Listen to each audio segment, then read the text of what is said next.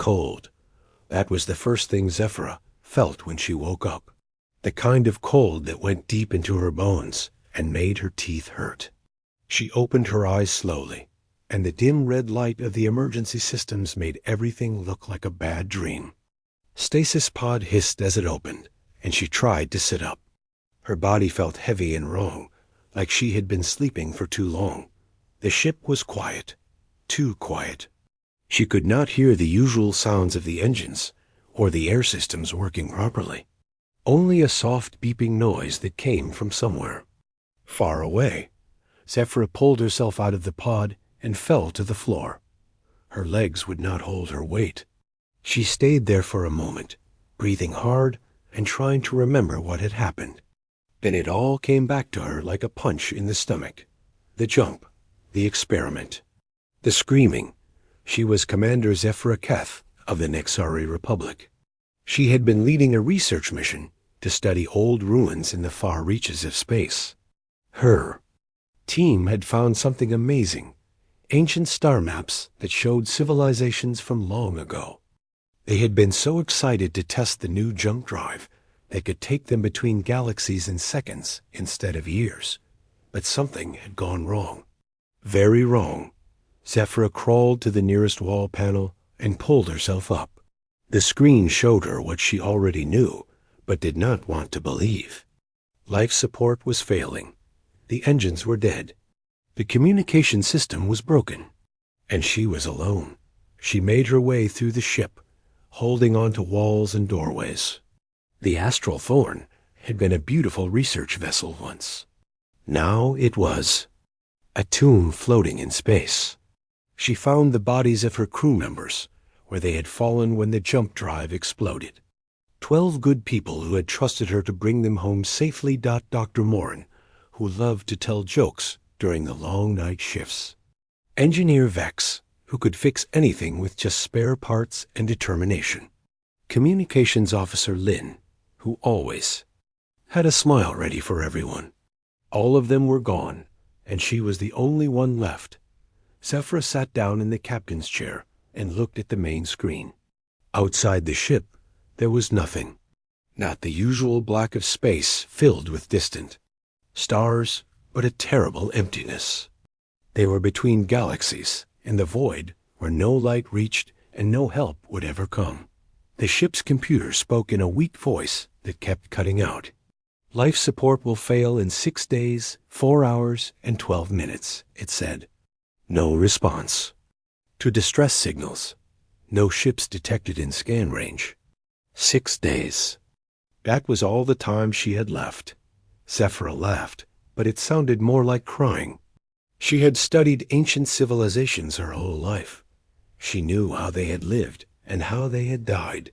Now she would join them, becoming just another mystery for someone else to find someday.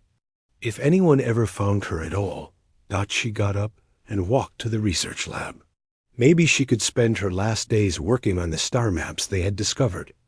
At least then her death would have some meaning. The lab was damaged, but the main computer still worked. She turned it on, and the holographic display showed the ancient charts floating in the air. These maps were incredible. They showed trade, routes and star systems from civilizations that had died out thousands of years ago. The builders, who had made great structures that still floated in space. The singers, whose music could change the movement of planets. The first gardeners, who had planted life on empty worlds. But there was something else in the maps. References to another species that all the ancient races had known. They called them by different names, but they all meant the same thing. The shepherds, the protectors. The wandering guardians. Humans. ZEPHYRA had studied these references for years. Every ancient civilization had stories about humans. They described them as tall beings with strange forward-facing eyes who traveled between the stars in ships that looked like metal birds. The stories said humans helped other species grow and learn. They protected the weak and fought against dangers that came from the dark spaces between stars, but humans had vanished long ago. Some stories said their home world had been destroyed. Others claimed they had simply decided to leave and never come back. No one had seen a human for over 3,000 years. Most people thought they were just myths, like the stories of gods that primitive cultures told to explain things they could not understand. Zephyra touched one of the holographic symbols that meant human in the old builder language. It looked like a figure reaching toward the stars with both hands. She had always wondered what they had really been like. Were they as noble as the stories claimed? Or were they just another species that had lived and died like all the others? Now she would never know. The days passed slowly. Zephyra tried to keep herself busy by working on the star maps, but it was hard to focus when she knew she was going to die soon. The ship got colder as the power systems failed one by one.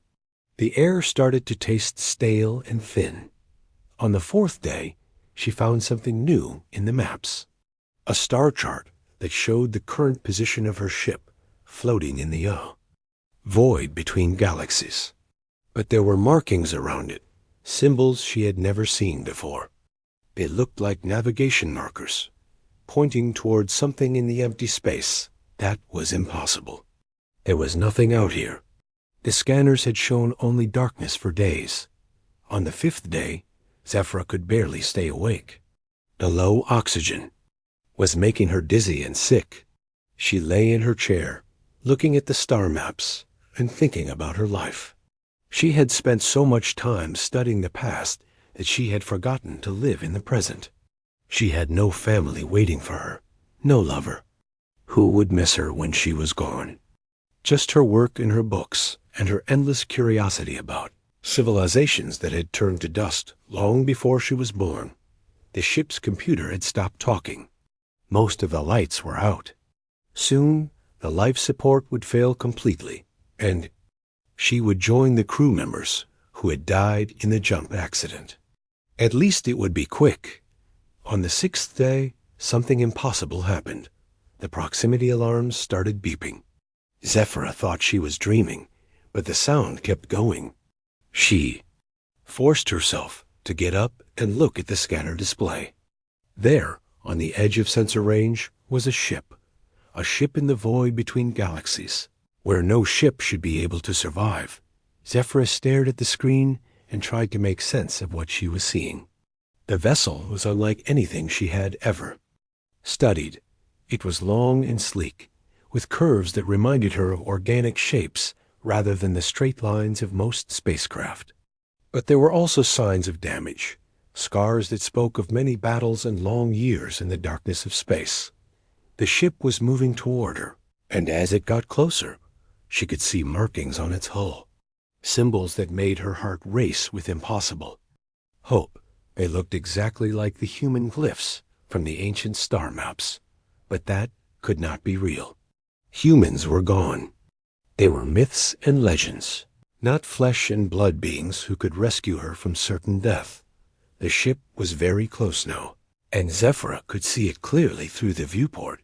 It was beautiful and terrible at the same time, like a predator that had learned to fly among the stars. And on its side, in symbols that glowed with their own light, was something that made her believe in miracles, a name written in human script, just like the ones in her ancient charts. The Wanderer. Zephyra watched the strange ship get closer to her dying vessel. She could not believe what she was seeing. A ship here, in the empty space between galaxies, was impossible. But a ship with human markings was beyond impossible. It was like seeing a ghost from ancient stories come to life. The Wanderer moved with a grace that no normal ship could match. It did not lumber through space like the heavy vessels of her people. Instead, it seemed to dance around her ship, looking at it from all sides like a curious animal. She could see lights moving along its hull, scanning beams that painted her ship in soft blue glows. Her communication system was broken, but she could hear something trying to get through the static. A voice speaking in perfect galactic standard, the language that all space-traveling species use to talk to each other. Unknown vessel. This is Captain Marcus Chun of the U.E.'s Wanderer. Your ship appears to be in distress. Do you require assistance? Zephyra stared at the communication panel. The voice sounded calm and confident, like someone who had done this many times before. But more importantly, it sounded human. She had studied recordings of human speech from the ancient archives, and this matched perfectly. The slight accent, the way certain words were pronounced, even the formal but friendly tone. She tried to answer, but her voice came out as a whisper. The thin air made it hard to speak. She cleared her throat and tried again. This is Commander Zephora Keth of the Nexaray Republic vessel Astral Thorn. Life support is failing. I am the only survivor. Please help me. There was a pause, and then the voice came back. Understood, Commander. I'm bringing my ship alongside yours. Prepare for docking. And don't worry. You're safe now. Zephyra felt tears in her eyes. She was going to live. After 6 days of waiting to die in the cold darkness, someone had found her. Not just someone. A human. A being from the ancient stories that every child in the galaxy knew by heart. The Wanderer moved closer, and she could see it was much larger than she had first thought. Her research vessel was not small, but this ship dwarfed it. Yet it moved with such careful precision that it barely seemed to touch her ship when the docking clamps connected. She heard the airlock cycle open, and footsteps in the corridor outside the bridge. Heavy boots on metal floors, coming closer. Zephyra tried to stand up to greet her rescuer properly, but her legs would not hold her. She stayed in the captain's chair and waited. The bridge door opened with a soft hiss, and a figure in an environmental suit stepped through. The suit was old but well maintained, with patches and repairs that spoke of long years in space. On the chest was a symbol she recognized from her studies, an image of a blue and green world with a single moon, surrounded by stars. The ancient symbol of humanity's lost home world. The figure reached up and removed the helmet, and Zephyra got her first look at a living human. He was taller than she had expected, with dark hair that was turning gray at the edges. His skin was weathered and scarred, like someone who had seen many battles and survived them all. But it was his eyes that caught her attention. They were brown and warm, and they looked at her with concern and kindness. The forward-facing eyes that all the ancient stories mentioned, designed for a species that had once been hunters, but had chosen to become protectors instead. I'm Captain Marcus Chun, he said, and his voice was even more reassuring in person. Are you injured? Zephyra shook her head. Just weak from the thin air. My crew ... They're all dead. The jump drive failed, and we ended up here. She gestured weakly at the viewports, showing the empty void outside. Chan's expression grew sad. I'm sorry for your loss. Experimental jump. Drives are dangerous. I've seen too many ships lost to them over the years. He knelt down beside her chair and pulled out a small device that he placed over her nose and mouth. This will help you breathe. Pure oxygen. The relief was immediate. Zephyra felt strength flowing back into her body as clean air filled her lungs. Thank you, she whispered. But how are you here? Humans vanished thousands of years ago. Everyone says you're extinct. Chun smiled, but it was a sad smile. Not extinct, just scattered. When our home was destroyed, we spread out across the galaxy and beyond. Most of us became wanderers, traveling alone or in small groups. It's a big universe, and we're good at hiding when we need to. He helped her stand up, supporting her weight with a gentle but strong grip. Can you walk? My ship has better life support and medical facilities. We need to get you out of here before your vessel loses all power. Zephyra nodded, and they made their way slowly through the corridors of her dying ship. She wanted to stop and say goodbye to her crew members, but Chun seemed to understand. He paused at each body they passed and spoke a few words in a language she did not recognize. It sounded like a prayer or blessing. "What are you saying?" she asked. "It's an old tradition from my people. We believe that those who die far from home should have their names spoken to the stars so they can find their way to peace." He looked at her with those kind eyes. "Would you like to tell me their names?"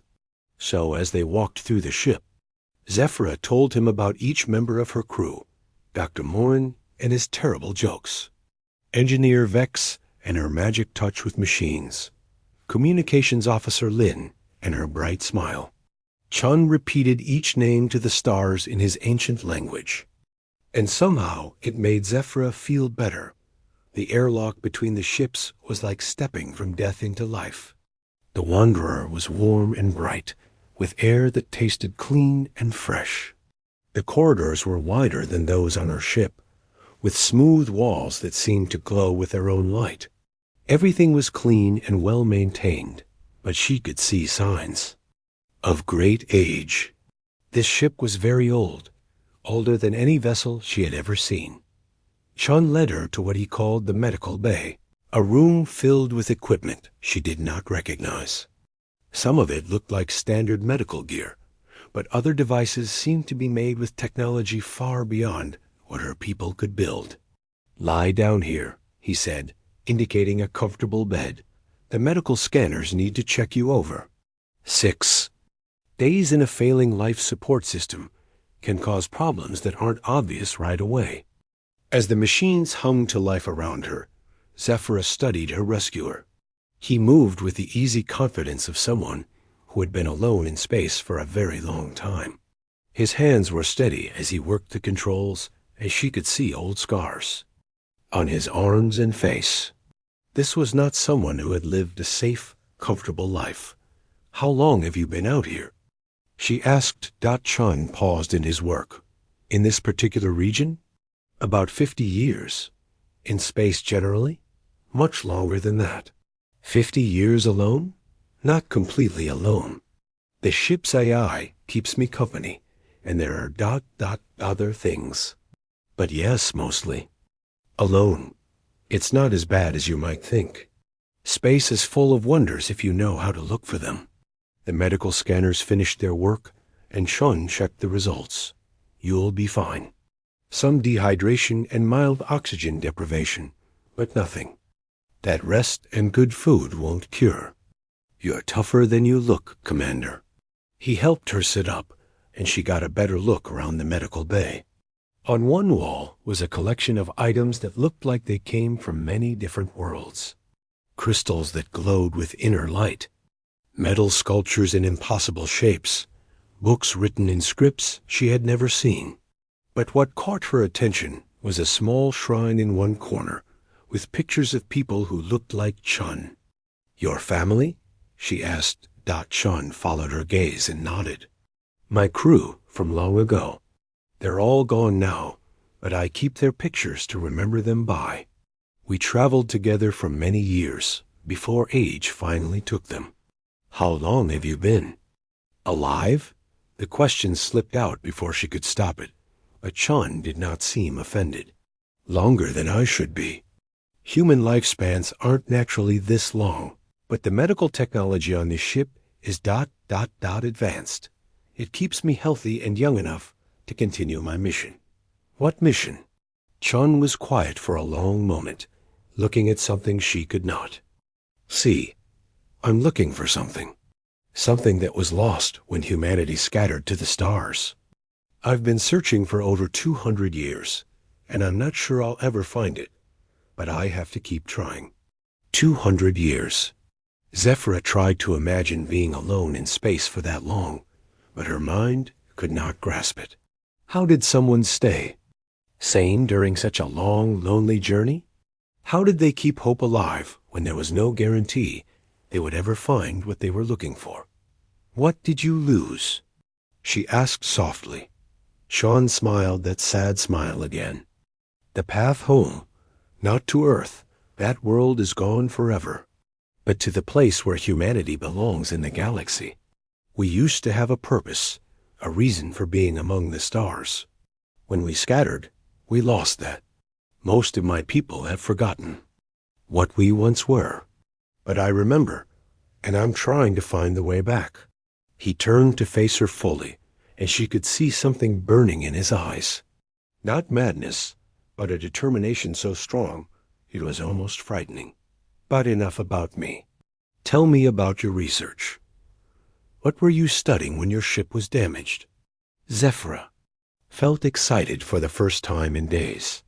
Her work was the most important thing in her life, and she had thought she would die before anyone could learn from it.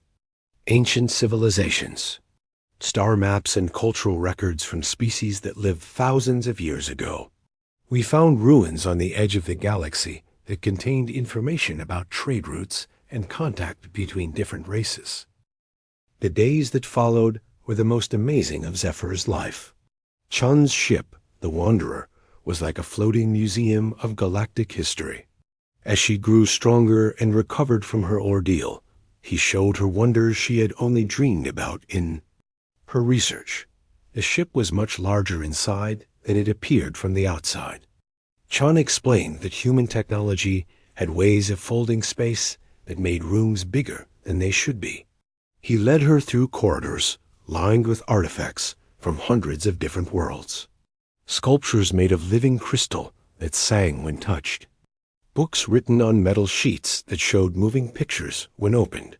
Seeds from the first gardeners that still glowed with life after thousands of years. "Where did you get all of this?" Zephyra asked as they walked through what Chun called the Memory Hall. "Some of it I found on dead worlds. Some was given to me by the last survivors of ancient races. And some—" He paused and touched a small statue that looked like it was made of solidified starlight. "Some was left for me to find, as if someone knew I would come looking for it." They spent hours each day in the ship's library, comparing Zephyra's research with Chun's own records. The Wanderer had databases that contained information from across the galaxy, collected during 2 centuries of lonely travel. When Zephyra showed him her star maps, Chun's eyes grew wide with wonder. "These routes, I know some of them." He sighed, pointing at glowing lines that connected distant star systems. "I've followed these paths for years, but I never knew they were part of a larger network. According to my research, these were the great trade routes of the ancient galaxy." Zephyra explained. "Civilizations used them to share knowledge and resources. But look at this." She highlighted certain symbols along the routes. "These markers appear at regular intervals. They're not trade stations or supply depots." Chun studied the symbols carefully. "They look like guard posts?" "Exactly. Someone was protecting these routes, making sure they stayed safe for everyone to use. And according to the records I found, that someone was human." Chun was quiet for a long time, staring at the star maps. "We really were guardians," he said finally. "I remember stories my grandfather told me about the old days, before the scattering. He said humans had a duty to protect those who couldn't protect themselves. I thought they were just stories to make children behave. They weren't stories. They were history." Zephyra pulled up more records on the holographic display. "Look at this. It's from the archives of the Builder civilization. They describe a human ship that arrived just before their home system was attacked by something they call the Devourers from the Void. The humans fought the attackers and saved the Builder home world, but their ship was destroyed in the battle." Chun read the ancient text, his lips moving silently as he translated the old Builder script. "Captain Sarah Martinez of the Earthship Defiant. She died saving a world full of people she had never met before." He looked up at Zephyra. "This happened 3,000 years ago, but I remember her. Not personally, but from the memory banks. She was one of the heroes we learned about in school. There are hundreds of stories like this in the ancient records. Humans appearing when civilizations were in danger, fighting impossible battles. making sacrifices to save others. Zephyra's voice grew excited as she shared her discoveries. You weren't just another species among many. You were legends walking among the stars. Over the following days, they dove deeper into the records together. Chun shared stories from the human perspective, while Zephyra provided the accounts left by other species. Slowly, a picture emerged of what the galaxy had been like in the Thin. Ancient times. It had been a golden age. Hundreds of civilizations working together, sharing knowledge and resources through the great trade networks. The builders created massive structures that could house entire populations. The singers used their music to terraform worlds and guide the movement of asteroids. The first gardeners spread life to barren planets, turning them into gardens that could support millions of beings.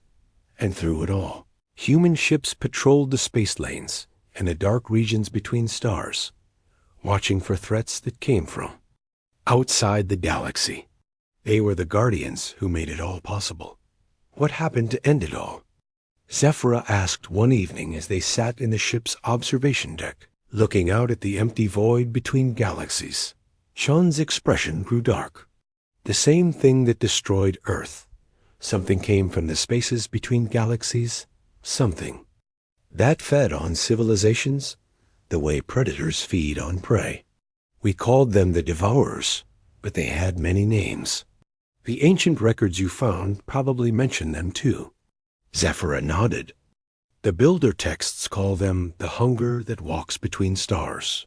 The Singer archives describe them as the silence that ends all music.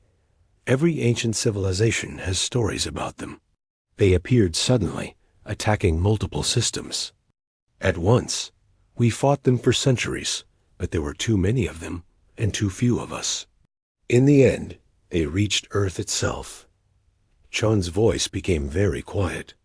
I wasn't there when it happened. I was on patrol in the Outer Rim, protecting a Singer colony world. By the time I got the message that Earth was under attack, it was already too late. How did you survive? The medical systems on this ship. They were designed to keep human crews alive during long, deep space missions. When my crew started to age and die, the systems adapted to keep me young enough to continue our mission. I've been alone for over a century now, but the ship won't let me die until I complete what I set out to do. Which is what? Chun turned to look at her, and she could see the pain in his eyes. To find the other human survivors and bring them together again. To rebuild what was lost. But after 200 years of searching, I've found only a few dozen. Others, and most of them, have forgotten what we used to be. They've become merchants or pirates or hermits, anything except what we were meant to be. Zephyra felt her heart break for this lonely guardian who had spent centuries trying to rebuild a shattered dream. Maybe you've been looking in the wrong places. What do you mean? You've been searching for individual humans who survived the scattering. But what if the real key to bringing your people together isn't finding them directly? She pulled up the star maps again. What if it's reactivating the ancient network that once connected all the civilizations you protected? Chun looked at the maps with new interest. The guard posts and communication relays. Exactly. According to the records, the ancient network was built to call for help when it was needed. The builders and the other civilizations created it specifically to contact human guardians when threats appeared. Zephyra highlighted certain symbols on the map. If we could reactivate even part of this network, it might send out a signal that any surviving humans would recognize. A beacon calling them home, Chun said softly. More than that. A beacon that tells them they're needed again. That the galaxy remembers what they were and wants them to be guardians once more. Chun stood up and walked to the ship's control systems. The Wanderer has been collecting data on ancient structures for 2 centuries. If any of these network nodes still exist, I should be able to find them. He began working at the computer interface, his fingers flying over the controls with practiced ease. After several minutes, he looked up with excitement in his eyes. There, 7 possible locations within a few weeks' travel. Ancient builder. Structures that match the specifications in your star maps. If even one of them is still functional, we could send out the call that brings humanity home. Chun smiled, and for the first time since she had met him, it was not a sad smile. Commander, Zephyra Keth, would you be willing to help me with the most important mission of my life? What are you asking? Help me find the network nodes. Help me reactivate the ancient beacon system. Help me call my people home so they can be guardians again. He paused. It's dangerous. We'll be traveling to places where other species fear. To go, trying to restart technology that's been dead for thousands of years. And even if we succeed, there's no guarantee any humans will answer the call. Zephyra did not hesitate. Yes, I'll help you. Why? This isn't your people or your responsibility. Because I've spent my whole life studying the ancient civilizations, wondering what it would have been like to live during that golden age. Now I have a chance to help bring it back. She looked out at the void between galaxies, but instead of seeing emptiness, she saw possibility. Besides, someone needs to document what happens when the Guardians return. It should be someone who knows the history. Chun laughed, and it was the first time she had heard him make that sound. A human guardian and a Nexari historian trying to restart an ancient network that might not even work anymore. What could possibly go wrong? Everything, Zephyra said cheerfully. But think of how amazing it will be if we succeed. They began planning their journey immediately. Chun showed her star charts of the regions where the ancient network nodes were located. Some were in empty space, others on dead worlds that had been abandoned for millennia. All of them were in dangerous areas that most space travelers avoided. The first node is in the Whisper Nebula, Chun explained, pointing to a region on the map that glowed with strange colors. It's about 2 weeks away at maximum speed. The nebula interferes with most sensor systems. The Whisper Nebula was like nothing Zephyra had ever seen. As the Wanderer entered the cloud of ancient stellar dust, the space around them came alive with colors that had no names. Purple lightning danced between particles of gold and silver, while streams of blue energy spiraled through the cosmic fog like rivers of light. It's beautiful, she whispered, pressing her face against the viewport. And deadly, Chun added, watching his instruments carefully. The particles in this nebula can overload most ship systems in minutes. We're only able to navigate it because human technology was designed differently than other species' equipment. The ship moved slowly through the dancing lights, following navigation markers that only appeared on Chun's special sensors. Zephyra could feel the Wanderer shuddering as waves of energy washed over them, but the shields held strong. After 12 hours of careful travel, they finally reached their destination. The ancient network node hung in space like a sleeping giant. It was enormous, easily 10 times the size of the Wanderer, made of metal that seemed to absorb the nebula's colorful light and turn it into something deeper and more mysterious. Strange symbols covered its surface, glowing faintly with their own inner fire. A builder construct, Chun said with reverence in his voice. I've seen smaller ones before, but nothing like this. It must have taken them centuries to build. According to my research, the builders created these nodes as communication hubs for the entire galactic network, Zephyra explained. Each one was connected to dozens of others, creating a web of instant communication that spanned the galaxy. But they needed someone to activate and maintain them. The human guardians. Exactly. The builders had the technology to create the network, but only humans had the right kind of consciousness to interface with it directly. Chun piloted the Wanderer closer to the ancient structure. As they approached, sections of the node began to light up, responding to their presence. It knows we're here, he said with amazement. After 3,000 years of sleeping, it knows we're here. They docked with the node through an airlock. That opened automatically when Chun placed his hand on a scanning panel. The corridors inside were vast and empty, filled with a soft humming sound that seemed to come from the walls themselves. Emergency lighting activated as they walked, creating a path that led them deeper into the structure. The node is still partially active, Zephyra observed, studying her scanner readings. Minimal power, but all the main systems appear to be intact. The builders knew how to make things that lasted, Chun replied. Even after the collapse of their civilization, their constructs keep working. They found the control center at the heart of the node. It was a circular room with walls covered in symbols that pulsed with gentle light. In the center stood a pillar of crystal that reached from floor to ceiling, surrounded by control panels that looked like they had been grown rather than built. "This is it," Chun said quietly, "the interface chamber." According to the historical records, human guardians would connect directly with the crystal core to send messages through the network. Zephyra approached the crystal carefully. It was beautiful, like captured starlight frozen in time. "How does it work?" "I'm not entirely sure.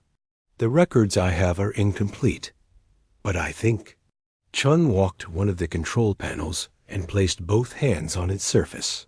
Immediately, the symbols on the walls began to glow brighter. "I think. It reads human thoughts and converts them into signals that can travel instantly across space." "That's impossible. Thoughts can't travel faster than light." "Nothing about this technology should be possible by our current understanding of physics. But the builders were working with principles we still don't understand." Chun looked at the crystal core with a mixture of hope and fear. "If I connect with it, I might be able to send a signal to every surviving human in the galaxy. But I don't know what it will do to me." "What do you mean?" "The records mention guardians who connected with network nodes and never came back. Their bodies remained alive, but their minds became part of the network itself. They became the signal they were trying to send." Zephyra felt a chill run down her spine. "That's too dangerous. There has to be another way." "Maybe, but if there is, I don't know what it would be."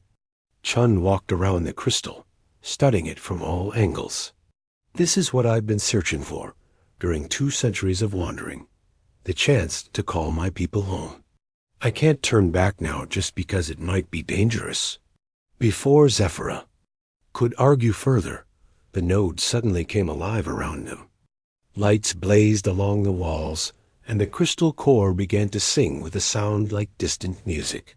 The control panels lit up with information in dozens of different languages. "What's happening?" Zephyra shouted over the growing noise. Chun was staring at his scanners in amazement. "It's not just this node. The entire network is activating. Nodes all across the galaxy are coming online for the first time in thousands of years. But how? We haven't done anything yet. I think—" Chun paused as a new thought occurred to him. "I think it's responding to both of us. Your research data contains detailed information about the network's design, and my ship has been collecting data about human settlements for 2 centuries. When we brought that information together near an active node, we gave it everything it needed to rebuild the network connections automatically." The crystal core pulsed brighter, and suddenly Zephyra could hear voices in her head. Not words, but something deeper than language. Emotions and memories, and desperate hopes, all crying out across the emptiness of space. It was beautiful and terrifying at the same time. "Chun, I can hear them," she whispered. "I can hear humans calling out from across the galaxy." Chun nodded, tears streaming down his face. "They're not just scattered merchants and pirates anymore. They remember. The network is helping them remember what they used to be." The voices grew stronger, and with them came images. Zephyra saw human ships emerging from hiding places where they had waited for centuries.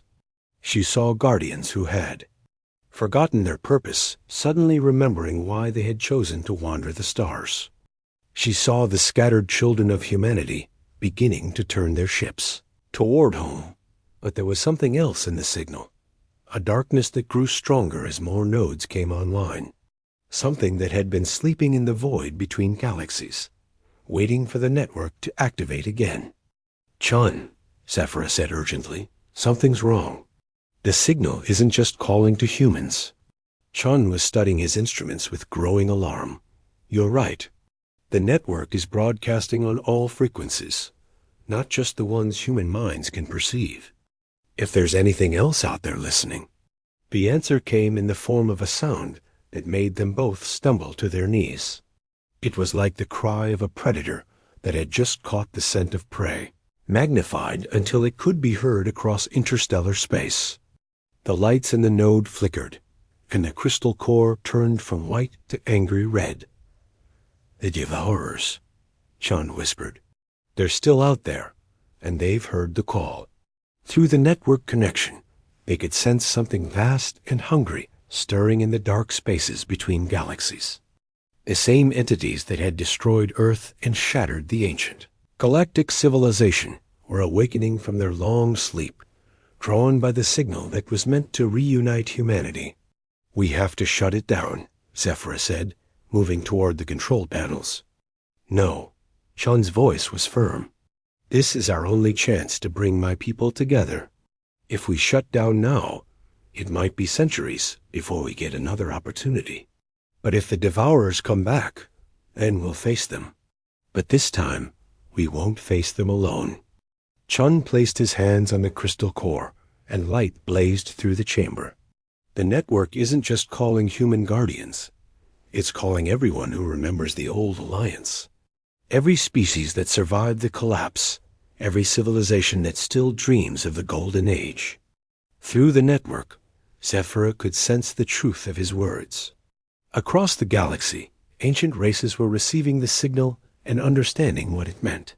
The builders who still lived in their great constructs, the singers whose music had been silent for millennia, the first gardeners tending their hidden worlds. All of them were hearing the call and beginning to respond. "The old alliance," she breathed. "You're trying to rebuild the entire galactic civilization, not just rebuild it. Make it stronger than it was before." Chan's eyes were blazing with the reflected light of the crystal. "The Devourers defeated us last time because we were unprepared and divided. This time, we'll be ready for them." The network pulsed with new energy as more connections came online. Zephyra could see the galaxy through its sensors, watching as ships from 100 different species began moving toward predetermined gathering points. It was like watching history reverse itself as the scattered survivors of the ancient civilization came together once more. But the darkness was growing stronger too. The Devourers had heard the call, and they were beginning to move. Soon, they would emerge from the void between galaxies, hungry for the civilizations that had dared to rebuild what they had destroyed. "How long do we have?" Zephyra asked. Chun consulted the network data flowing through his mind. "The first Devourer scouts will reach the galaxy within months. The main force will arrive within a few years." It sounds like a long time, but rebuilding The galaxy had become a different place in the months since the ancient network awakened. From her position aboard the Wanderer, now serving as the flagship for the reformed human guardian fleet, Zephyra watched in amazement as civilizations that had hidden in the shadows for thousands of years emerged to reclaim their heritage. The gathering was taking place in the sanctuary system, a collection of stars at the galaxy's heart that had once served as the capital of the ancient alliance. When Zephyra had first studied this region in her research, it had appeared empty and lifeless. Now she knew why. The entire system had been hidden behind veils of energy created by the singers, waiting for the day when the guardians would return.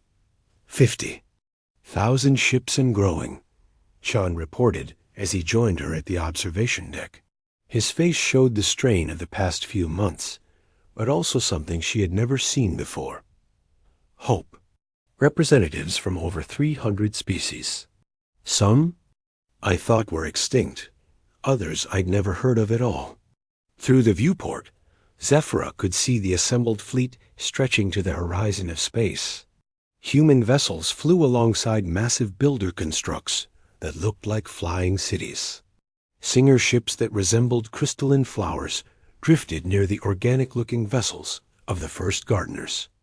And there were others, species from the ancient records that she had thought were myths and legends. The network is still spreading the call, she observed, watching her scanner displays. Every day, more survivors arrive.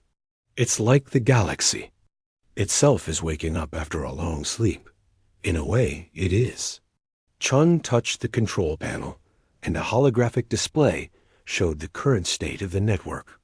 Thousands of nodes across the galaxy were now active, creating a web of communication and coordination that spanned entire star clusters. The network isn't just a communication system. It's the nervous system of galactic civilization itself. Zephyra studied the display with growing amazement. Look at this. The nodes aren't just relaying messages anymore. They're coordinating stellar phenomena. Pulsars are adjusting their timing to create navigation beacons. Solar winds are being channeled to create faster travel routes. It's like the stars themselves are helping us. That's exactly what's happening. The voice belonged to Harmonizer Veltar, one of the Singer representatives who had joined them aboard the Wanderer. The being looked like a tall, crystalline plant, with tendrils that moved in complex patterns as it spoke. The ancient network was never just technology. It was a partnership between consciousness and the fundamental forces of the universe. Chun turned to face the Singer. What do you mean? Your species and ours, along with the builders and the gardeners, we didn't just create a galactic civilization. We taught the galaxy itself to be alive, to be aware, to help those who lived. Within it, Veltar's crystalline form chimed softly as it gestured toward the stars. When the Devourers came and the Alliance fell, the galaxy went to sleep. But it never forgot. It was waiting for the Guardians to return and wake it up again. Zephyra felt a chill of wonder run through her. You're saying the galaxy is actually alive? Conscious? Not in the way individual beings are conscious, but aware, yes. The network nodes were designed to interface with quantum fields that exist at the stellar level, allowing civilizations to work together with the natural forces of space and time. Veltar's song became more complex. It is why human guardians were so important. Your species had the right kind of consciousness to bridge the gap between individual minds and cosmic awareness. Through the ship's communication system, they could hear reports from across the gathering fleet. Construction crews were building defensive platforms using builder technology. Singer choirs were composing musical codes that could turn entire asteroid fields into weapons. Gardener bioships were growing new species of space-dwelling creatures that could serve as scouts and messengers. But underlying all the activity was a sense of urgency.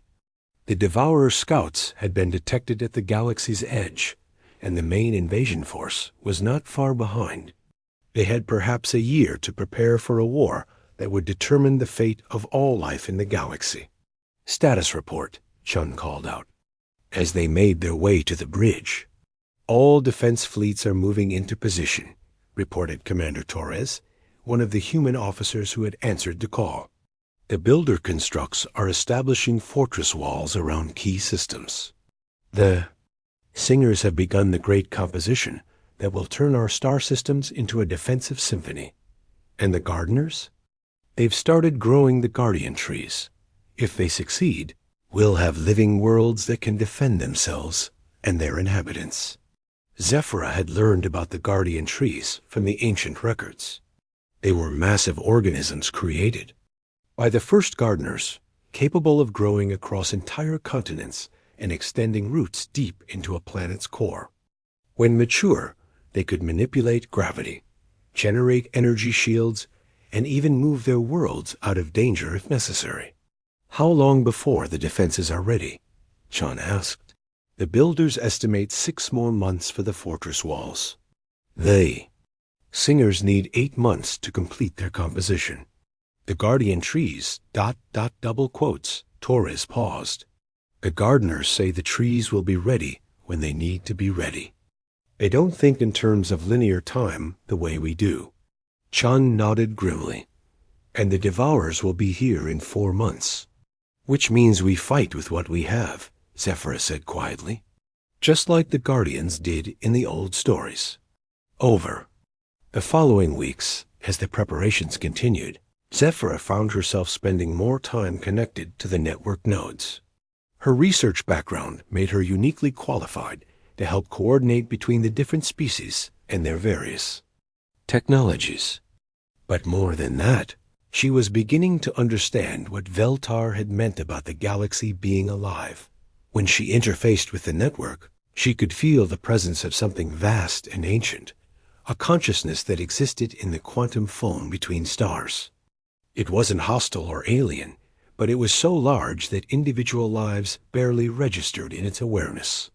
Yet it cared about those lives, the way a person might care about the cells in their body. You're starting to understand, Chon said one day as they worked together to coordinate fleet movements through the network interface. This is what the ancient guardians learned. We're not separate from the galaxy we live in. We're part of it, and it's part of us. Is that why humans were chosen to be guardians? Because you could sense this connection? I think we were chosen because we needed it most. Humans are social creatures, but we also have a tendency toward isolation and conflict. Becoming guardians forced us to think beyond ourselves, to see the bigger picture. Chun's hands moved across the control interface, and Zephyra could see star charts updating in real time. It made us better than we were. The first Devourer scouts arrived 3 weeks ahead of schedule. The alarm bells throughout the fleet created a sound like the galaxy itself, crying out in pain. Through the network, Zephyra could sense the presence of the enemy ships as they emerged from the void between galaxies. They were things of hunger and emptiness, anti-life vessels that consumed energy and matter and consciousness itself. All fleets to battle stations, Chun commanded, his voice carrying across the network to every ship in the Alliance. This is what we've been preparing for. Remember who you are.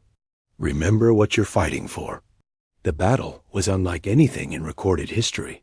Human guardian ships danced through space in formations that had been perfected over millennia, their weapons precise and deadly. Builder constructs unleashed energies that could crack planets, while Singer vessels filled space with music that disrupted the Devourer's coordination. Gardener bioships released swarms of living fighters that could adapt and evolve in real time. But the Devourers were beyond anything the ancient Alliance had faced before. These were not the same entities that had destroyed Earth thousands of years ago. They had grown stronger during their time in the void, learning new ways to consume and destroy. We're losing, Torres reported grimly as the battle raged around. They're adapting to our weapons faster than we can adapt to theirs. Zephyra watched the tactical displays with growing despair. For every Devourer ship they destroyed, 2 more seemed to take its place. The enemy vessels were regenerating from the energy of their own destroyed comrades, becoming stronger with each victory. The network, she said suddenly. Chun, what happens if we connect directly with the galactic consciousness? Not just interface with it, but actually become part of it. Chun looked at her with alarm. The records say that guardians who tried, that never came back. Their minds were absorbed into the network itself. But what if that's not a bad thing? What if that's what the galaxy needs? Zephyra moved to the primary network interface, a crystal core similar to the one they had found in the Whisper Nebula. The Devourers are anti-life. They consume consciousness and turn it into emptiness. But what if we give the galaxy our consciousness? Willingly? What if we make it stronger instead of weaker? Zephyra, no, you don't understand what you're suggesting. I understand perfectly. She placed her hands on the crystal core and immediately felt the vast presence of the galactic consciousness. surrounding her mind. I've spent my whole life studying the ancient,